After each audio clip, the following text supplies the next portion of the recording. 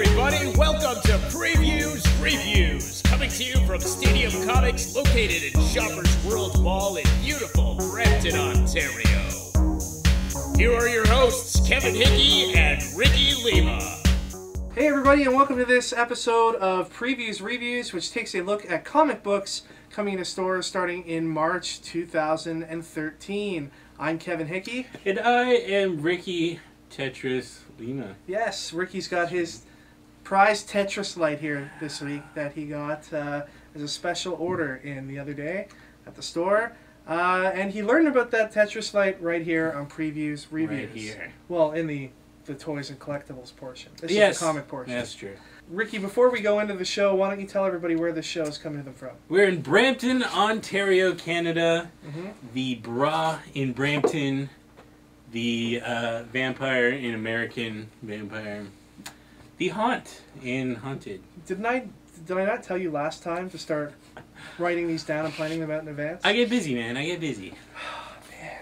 Previews is the magazine that most comic shops use to order all kinds of cool pop culture stuff into their stores, such as comic books, which we'll be taking a look at today, and collectibles, statues, action figures, and all kinds of other cool items that we'll be looking at in our next episode.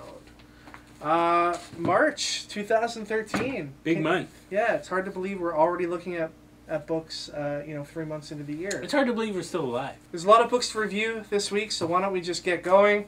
So Constantine, #1 from DC Comics is the first book that we're looking at. The star of Justice League Dark is unleashed in his all-new ongoing series. Liar, cheater, manipulator, John Constantine is all of these, and yet he uses these skills and more to protect the world from the darkest corners of the DC Universe. What Constantine learns in its first issue will shake the very foundations of the New 52, and only he knows how to deal with it.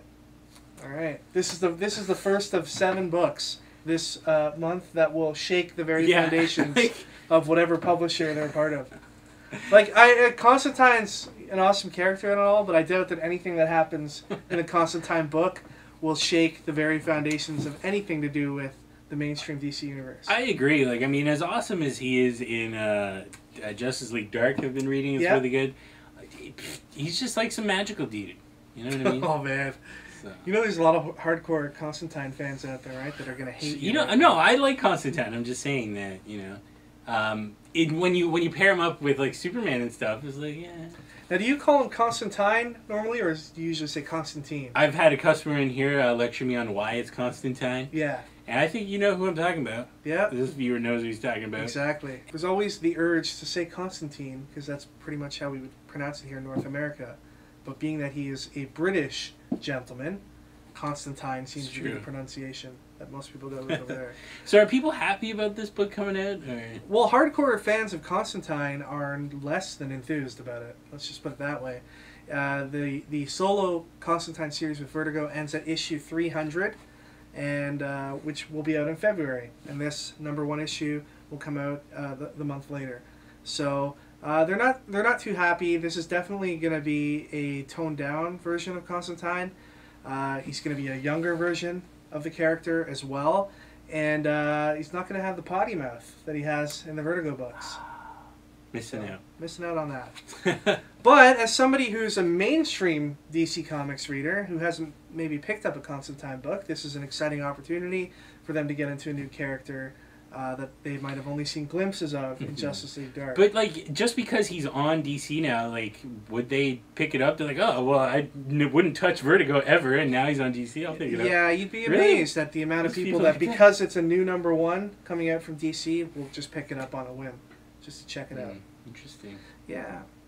But what's going on with Vertigo, though? I don't know if it's related to when Warner Brothers really stepped in and started taking control of DC Comics, but you notice now that there's not the high-profile Vertigo titles like there would have been 10 years ago. Stuff like Y the Last Man, 100 Bullets, Hellblazer. Well, there was just a couple of months back, there was like the New Dead Guardians and stuff like that, and those kind of like tanked. Yeah, they did like a Vertigo relaunch, right? Where they had New Dead Guardians, Saucer County, or Country, or whatever it is. Spaceman. Spaceman, and the other big book, Fairest, The Fairest, an offshoot of Fables. And it seems that we haven't had a really big Vertigo hit in a long time, and it looks to me like the DC folks are more content to have a character like Constantine be available in the DC universe, where they can really, you know, sell him to the masses, as opposed to letting him continue on the Vertigo universe. Yeah, it's sad to see. I hope Vertigo doesn't go away. Yeah, because I mean, the amount of stuff that's coming out from Image Comics over the last couple of years has just been spectacular. And those are the kind of books we used to see coming out from Vertigo. And I'm just wondering why the focus has shifted away from quality stuff at Vertigo. Deep Sea for Vertigo, huh? I don't know if you'd want that. Would you want that? Probably not. No, man. Deep Sea should just be like a Marvel comic. Marvel Now. No. Marvel Now, Deep Sea. No. All right, Ricky, take us through the next offering in the month of March. We have East of West, #1. Out of the wasteland, the things that divide us are stronger than the things that unite us. A sci-fi western set in a dystopian America where all hope for the future rests in the 4 horsemen of the apocalypse, who just happen to be trying to kill the President of the United States. One of the most exciting new books of the year, this is East of West, a brand new ongoing monthly comic from the award-winning team of Marvel's FF, Jonathan Hickman and Nick Dragotta. All and right. the events of this book will rock the very core of the Image universe. I'm calling this right now. This is going to be the in-demand book of 2013. A lot of retailers will under-order it. People will want it because it's Hickman writing an Image comic book.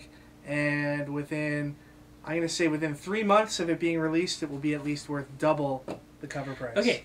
Now, you say that now, but, I mean, it is Jonathan Hickman writing it. It's on the cover of Previews magazine. Yes.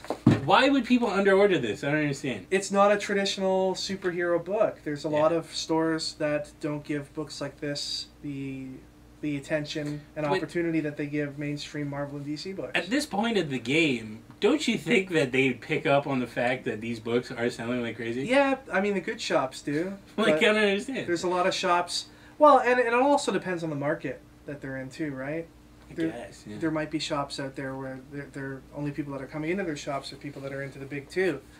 But, I mean, we're still seeing situations nowadays where Image books are under-ordered and in high demand. I know you weren't a big fan of Great Pacific, but that's one of them. Nowhere Men is also another recent one that's starting to pick up a lot of steam as well. Really? But this one has Jonathan Hickman behind it.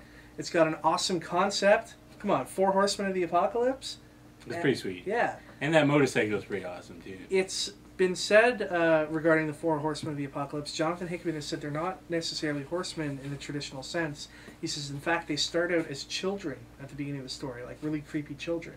Mm-hmm. When Hickman is writing his creator-owned stuff, that's where I see him really shining. Manhattan Projects was and still is amazing. Some of his Marvel stuff has been great as well. But when he's writing creator-owned stuff, I think that's where he really shines. So I'm thinking he's going to put a lot of good effort into this book, and it's going to be a well-written... Do you think someone like Jonathan Hickman could just show up at Image and be like, this is what I want to do? And they're like, okay. Yeah. By now, he's definitely earned that. Sweet. He's big time now. He's one of the architects of the new Marvel Universe. Do you remember that whole thing? Yeah. The Marvel Architects? Yeah, and then they had interviews with him in all the magazines. Yeah. And you're like, what? And further to my point about it being worth more, Manhattan Projects #1 is now a $30 to $50 book on eBay with an original cover price of $3.50. I should sell it. So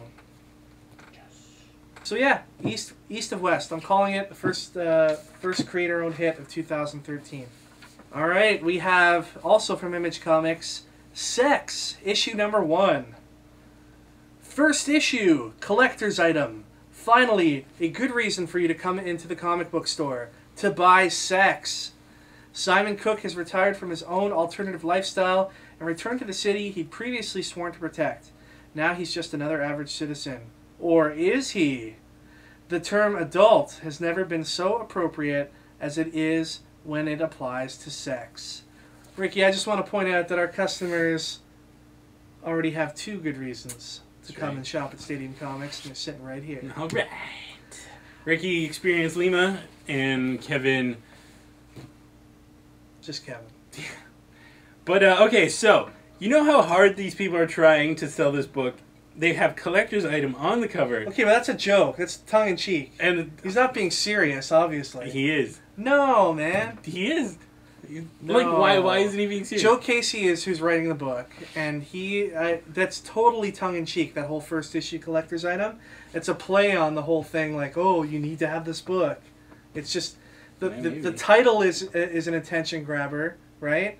That's being used tongue-in-cheek, and the tagline is tongue-in-cheek. That's my point. It's like, it seems like they're trying to sell us a lot. But if you say it's parody, then I will accept that. I think it is. But at the same time, not much has been said about the book. It's been shrouded in a lot of mystery. And you know why? Why? Because new superheroes don't work. It's plain and simple. Oh, you think? I am a firm believer that as of right now in today's culture, if someone makes a new superhero, it's just nobody cares. So Invincible was the last good. Yes, I said this in flavorful reviews that just passed. I watched it. Invincible last. For once. Yeah. Invincible is the last superhero to come out. Everything else, unnecessary at this point. Do you think it's just because we're oversaturated with superheroes as it is? Yes. So unless they introduce a superhero in the Marvel universe to like help out another superhero, and then he gains popularity that way, I think it can happen. But if you're Alpha, yeah. But if you're like #1, this is a new superhero, it's not gonna work. Nobody cares. And they're exploring sex. It's like, well, Joe Casey has said about this book that superhero comics have always sort of brushed against the concept of sexuality, and it's time we just embraced it. What do you think about that comment? It's true. I mean, like, a lot of comics kind of touch on it. Al Moore jumps right into it, but a lot of other comics just kind of touch on it. Yeah. But, yeah. All right, I guess. I should point out that it is a new ongoing series, so it'd be interesting to see the actual concept of the series beyond what we've been given in this I agree. advertising copy, and see how it's going to hold yeah, I'm interested over in time. the alternate reality business. I don't know what that is, but it seems cool. Yeah, all right. Okay, Mark Waid's Green Hornet #1. The Green Hornet faces his most dangerous enemy ever, an egotistical, arrogant Britt Reed. In his alter ego as a powerful newspaper publisher, the Hornet has lost control, becoming a social crusader far too sure of himself and of his judgment. But when he finally goes too far, an innocent man pays a terrible price, and the legend of the Green Hornet begins its cataclysmic collapse, and the core of the universe will shake to its foundations. That's pretty much what they're trying to say here. Yeah. Just don't say it, but that's what they're trying to say. So, Green Hornet, is this a character that interests you at all? I've only watched the movie. Yeah. My bad person. No. No? All right. No, not at all. Yeah, I think that this is interesting. It's Mark Waid coming off a great 2012 that he had. Daredevil, of course, being one of the hot books of the year, and will surely win all kinds of awards this year at the Eisners and stuff like that.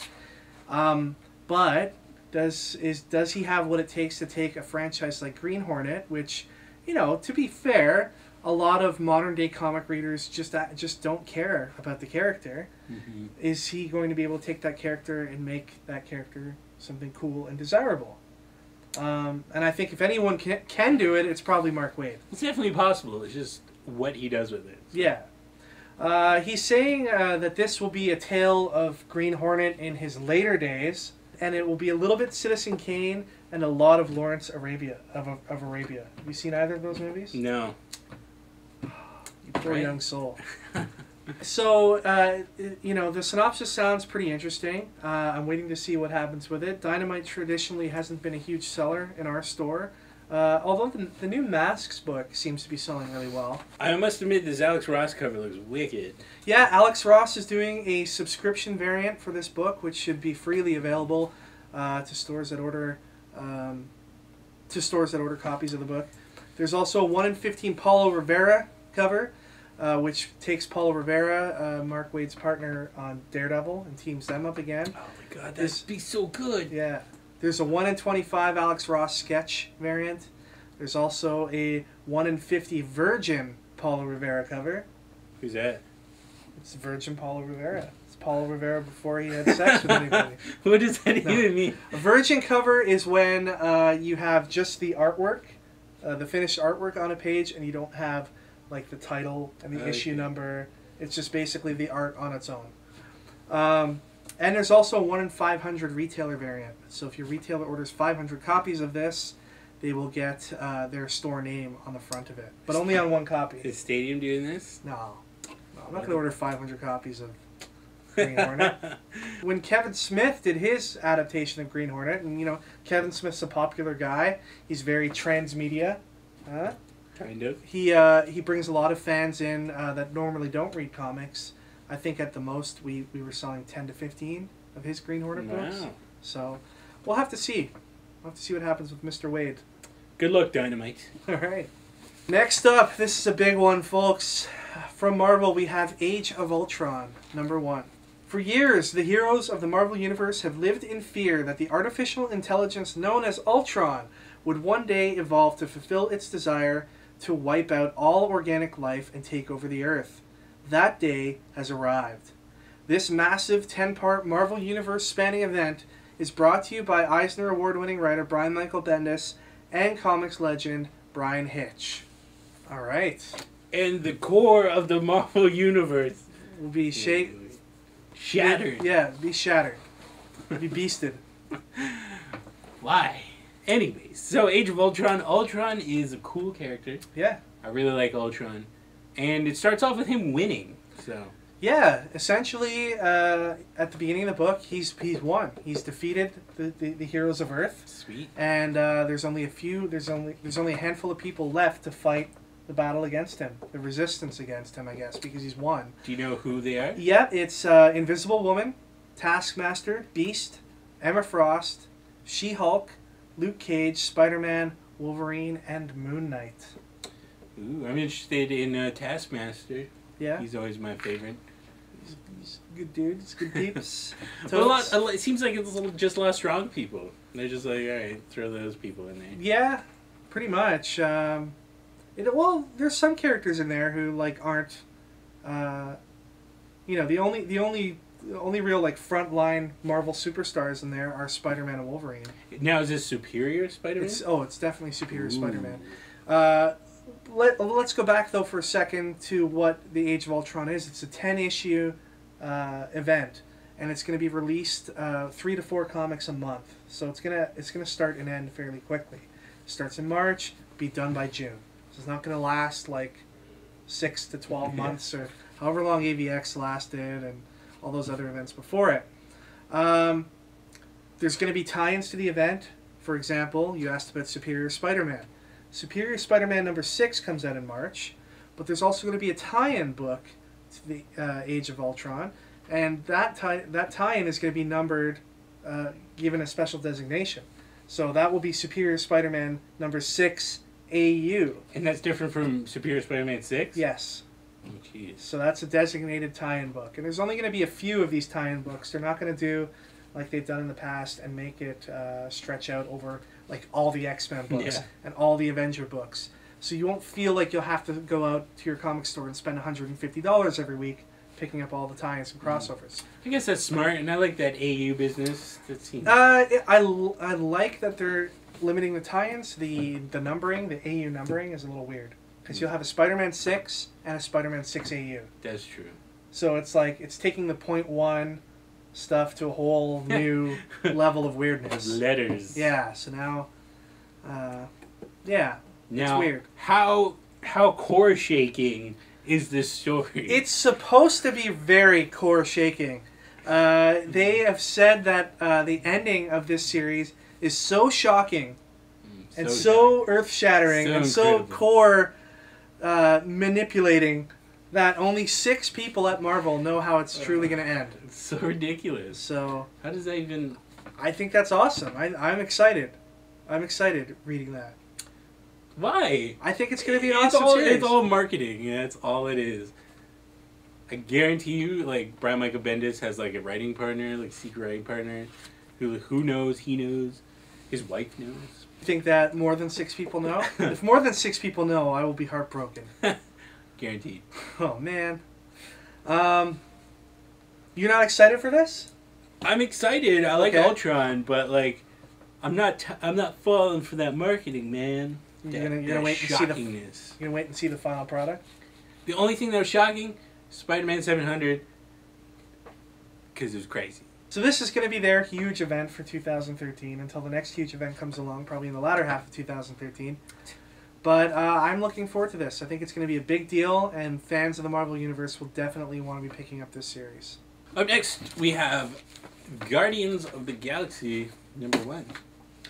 There's a new rule in the galaxy. No one touches Earth. No one. Why has Earth become the most important planet in the galaxy? That's what the Guardians of the Galaxy are going to find out.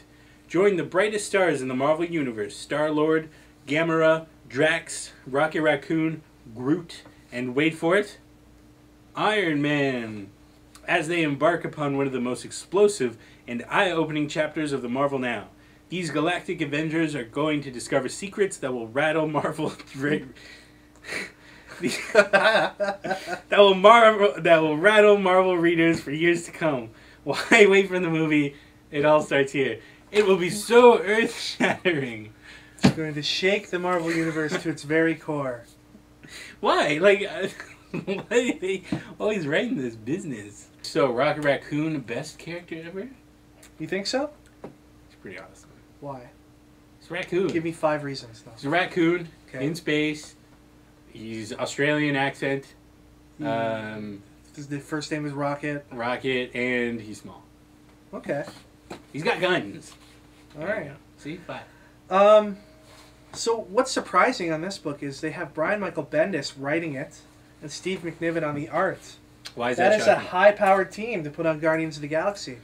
That's super Like, shocking. Guardians of the Galaxy, 5 years ago was not a book that you put like your number one It's so writer. earth-shattering. I can't deal with that. Well, you know what it is. It's they're trying to build up the story for the movie that's coming out in 2014.